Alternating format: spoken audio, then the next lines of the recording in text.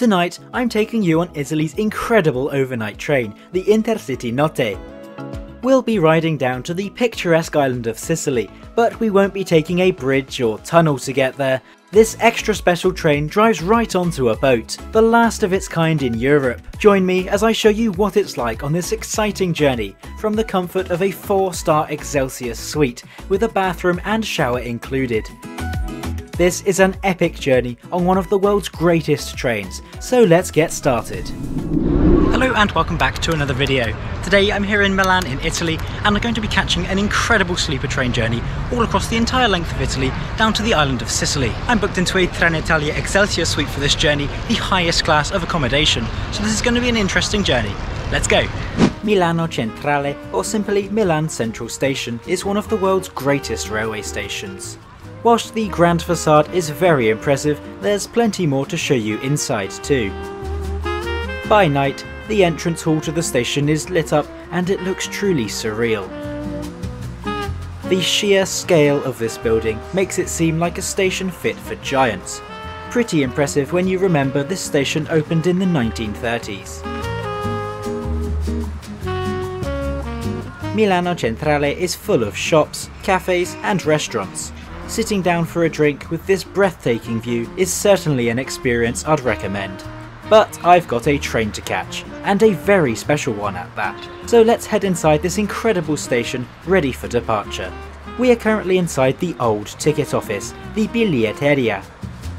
Nowadays, ticket sales in the station take place down here, in rather mundane ticket offices. I'm sure you'd agree it's not quite the same. Though not all of the beauty is up above, with even the floors of the station being adorned with art.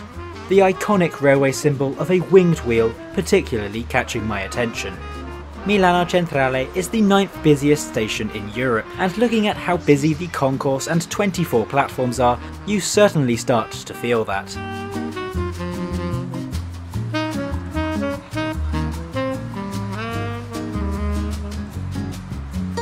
My train today is ICN 1963, the 2010 InterCity Notte service to Siracusa on the island of Sicily. Access to the platforms is controlled by an automatic ticket barrier, though this was as simple as scanning your ticket. Milan sees a massive variety of trains, from these high-speed Swiss units running to Zurich, to these extremely ugly double-deck trains used on commuter routes out of the city. There are of course plenty of Italy's high-speed trains, including InterCity and the prestigious Frecciarossa. My train is eventually announced as departing from platform 20, and here it is. This InterCity Notte consist is outfitted in a smart deep blue livery with a red stripe. The train has 3 different levels of accommodation, which we'll be looking at later on in the journey. Up front is a pair of powerful E403 electric locomotives, 2 of these being required due to the length and weight of our train. Tonight I'm travelling in an Excelsior suite, the best accommodation on this train, which is advertised as a 4-star experience, so I am definitely looking forward to the journey ahead. My reservation is for coach 2, which is located right in the middle of the train for some reason. This carriage contains 6 regular sleeper rooms, each with space for 3 passengers. And right at the far end of the corridor, you can find just 4 Excelsior rooms, one of which is my home for the night and much of tomorrow too. Today's route sees us heading southeast through the major cities of Bologna, Rome, Naples and Salerno before driving onto a boat for the last leg on Sicily's eastern coast. Journey time is 19 hours and 38 minutes and will cover 1,387 kilometres or about 862 miles. Departure from Milano Centrale is a minute late at 20:11. These Sicily boat trains have a reputation for their poor punctuality, though I'll get into why that is a little later on. The first few minutes of our journey are spent weaving through the complex junctions, with the railway network in Milan being extremely busy. To be honest, there's very little to see until the stunning coastal views in the morning, so let's turn our attention to the interior. The first thing I noticed was a selection of refreshments situated on the table. This includes a welcome drink in the form of some Aneri Prosecco. There was also 2 cartons of water and a pack of mini taralli, similar to breadsticks. Anyway, moving on to the room. These Excelsior suites sleep up to 4 people, 2 down here, with a further 2 beds located up by the ceiling. Though any booking in the sleeper carriage is for private occupancy, meaning you won't share with strangers. Each room door has 2 locks, a regular twisty lock and a latch located just beneath the door handle. Just next to the door you can find the room's light controls, which include the main light switch. There's also a night light and individually controlled spotlights for each passenger when seated. Every bunk has an individual reading light toggled with this button. And just beneath this you'll find a European style plug socket. There's one for each passenger.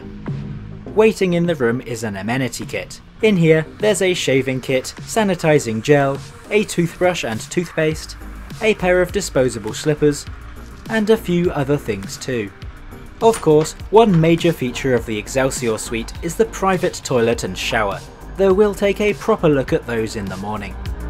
The 2 upper bunks are pretty high from the ground, but not to worry. Behind this seat is a storage cupboard with a ladder neatly tucked inside. The room's large window is fitted with a blackout blind, perfect if you want a long lie-in.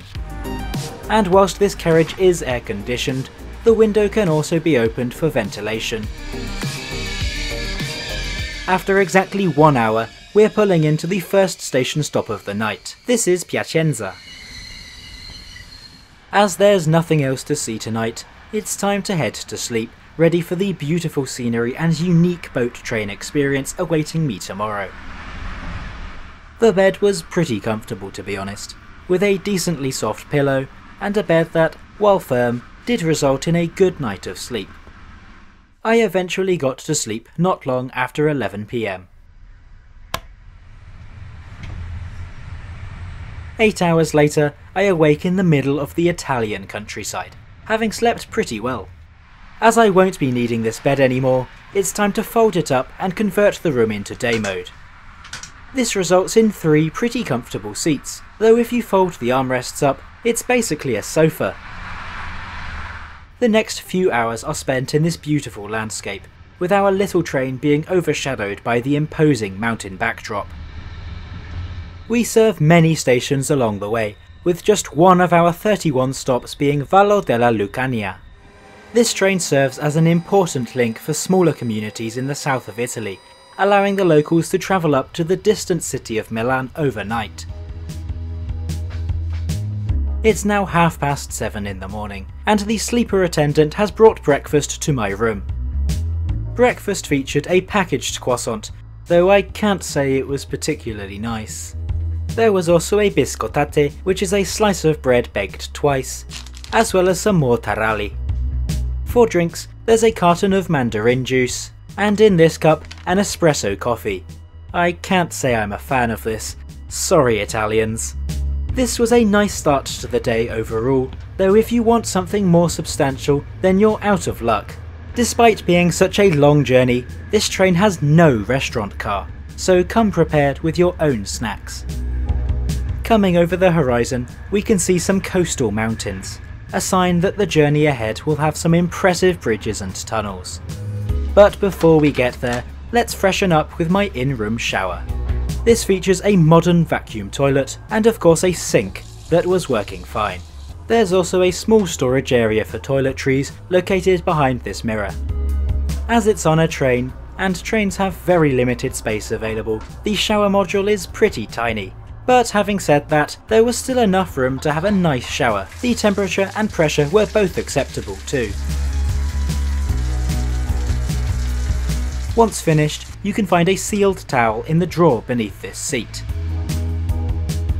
Anyway, looking back outside the window, the scenery is beginning to pick up. Just look at the low-lying clouds with a mountainous backdrop. What an atmosphere. The views here are incredible, with many older buildings perched atop cliffs overlooking the coastline. This part of Italy has a rugged coast, with the southernmost peaks of the Apennine Mountains dotting the landscape. We're running along the Tyrrhenian Sea, which is part of the Mediterranean. On the other side of this is the Italian island of Sardinia. Sardinia also used to receive a train ferry, though this stopped in 2009. As we make our way south along the coast, we pass various freight trains running from Italy's southern ports and hauling some of the country's agricultural produce for export abroad. There are also a few high-speed trains, and whilst this particular route isn't capable of handling high-speed running, these trains run all the way up to the north of Italy, with destinations such as Venice and Turin.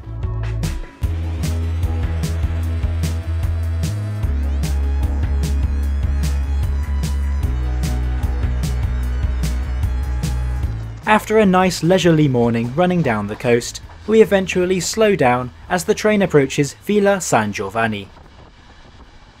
Just across the water, the beautiful shores of Sicily have come into view. A sign will soon be crossing the Messina Strait. As you might expect, the process of loading a long train onto a boat is not easy, and so we'll be here for quite some time. We're actually running some 26 minutes late here. I mentioned earlier that this train is often subject to massive delays, and that's because if you arrive too late after the journey along the mainland, your train will actually miss the boat. Though it seems today I'm quite lucky, as the intercity train to Rome has just arrived, meaning there's a ship still waiting to take us back the other way. Our loading process begins with the removal of the two E403 electric locomotives. Then, a diesel shunter pulls the entire train to a siding just south of the station, allowing for the first glimpse of our specially manufactured train ferry. Finally, the train is propelled onto the ferry. It's a very slow process due to the level of precision required. One wrong move could result in serious damage to an essential national asset.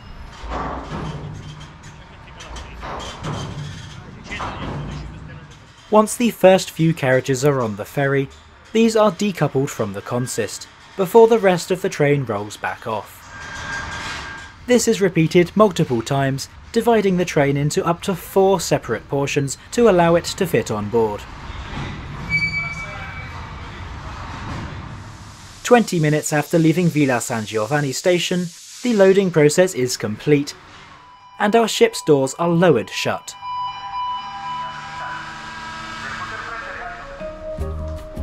Our ferry crossing is just 20 minutes long today, so let's head up on deck and sample some of the unique views at sea.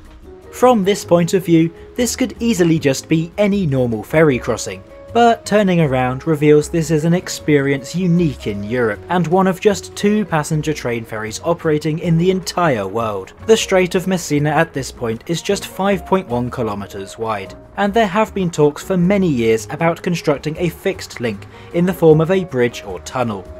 But in 2022, these plans were confirmed, and a railroad suspension bridge across this gap is due to be complete by 2032. That will certainly speed up the journey times. Whilst this is a great thing for locals and regulars on this train, I can't help but think it will be a shame to lose the charm of this iconic train ferry. Now, I mentioned earlier that this train has no restaurant on board, and that is true. But if you are really feeling hungry, then the boat actually features a few vending machines. And there's even a little cafe, selling baked snacks and hot drinks. I made sure to take advantage of this. The Igenia ship we're aboard is actually just 2 years old. It's the successor to the 1960s vessel of the same name, the bell of which is a keepsake on board this newer version.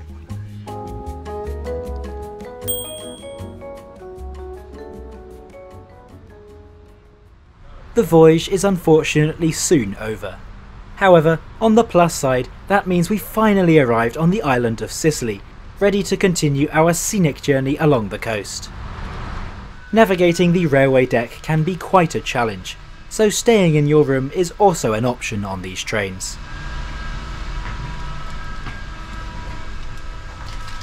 The unloading process is similar to what we went through to get on, so I'll spare you the details.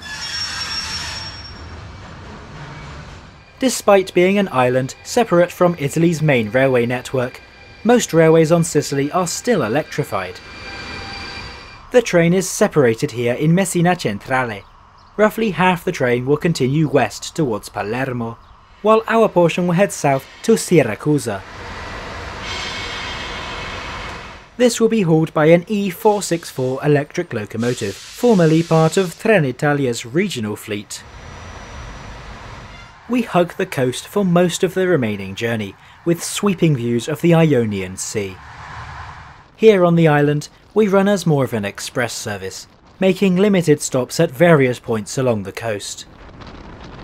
As the train only stops to drop off now, if there are no passengers booked to get off at any given station, then the train will simply not stop there. Right, now the train is a little bit less crowded, let's go and have a look around the other carriages. The cheapest form of accommodation on these trains is the couchette car.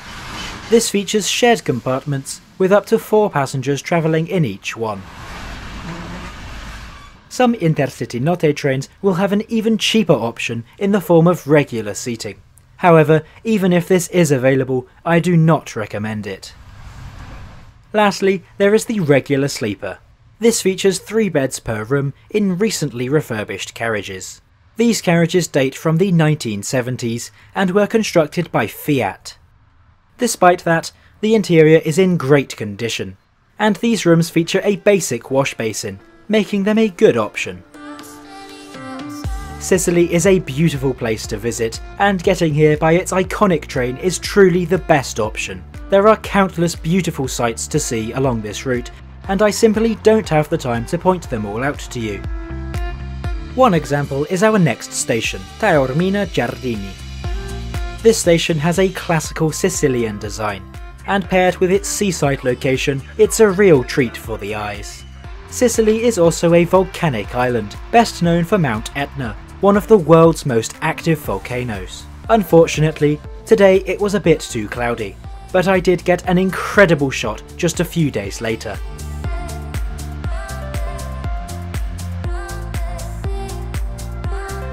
Giare Reposto is one of our planned station stops, but as nobody wants to get off, we just go sailing through, if you'll pardon the pun. The next station we do stop at though is Catania Centrale. This is the second largest city of Sicily, with a population of over 300,000, and also the main home of the island's commercial and industrial activity. The city also has its own metro service, with some of its fleet being visible when passing through by train. So let's talk about how much this journey costs, and I think you'll be quite surprised. For this trip, I booked 2 months in advance and paid just €104.90. For a 20-hour long overnight journey in a private room with a shower, that's absolutely incredible value for money. By the way, this seems like a very special deal, as looking at prices for the future, they are around double what I paid. As we enter the city of Siracusa, we slow down, passing the last intermediate station on the route, Targia. This was really a memorable journey with Trenitalia. The overnight train ferry is a very special experience, one that already isn't common and soon will be a thing of the past. Pair that with the fantastic comfort and facilities of the Excelsior suite, and you've got an experience highly worth trying, even if these compartments could do with a bit of a refurbishment, as they are beginning to feel a little tired. By the way, arrival into Siracusa today is actually 4 minutes early, at 15:44. As always, let me know what you thought of this unique Italian sleeper train in the comments, and to see my experience on another one of Europe's unique overnight trains, then click up here now to see my video on Norway's very special plus night sleeper.